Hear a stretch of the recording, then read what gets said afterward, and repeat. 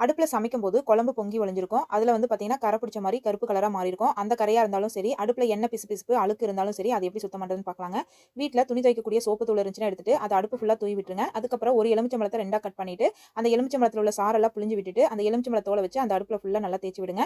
இந்த மாரி நல்லா தேய்ச்சு விட்டதுக்கு அப்புறமா, வீட்ல இரும்பு நார் இருந்துச்சுன்னா, அந்த நார் எடுத்து திரும்பவும் அத ஃபுல்லா தேய்ச்சு விடுங்க. தேய்ச்சு விட்டுட்டு ஒரு 10 நிமிஷம் அத அப்படியே விட்டுருங்க. 10 நிமிஷத்துக்கு அப்புறம் ஒரு காட்டன் துணி வச்சு நல்லா தொடச்சு எடுத்து பார்த்தீங்க அப்படின்னா, அதில உள்ள அழுக்கு, எண்ணெய் பிசுபிசுப்பெல்லாம் போயிருக்கும். காட்டன் துணி வச்சு தொடச்சுட்டு, திரும்பவும் ஒரு தண்ணி வச்சு துடைக்கணும்.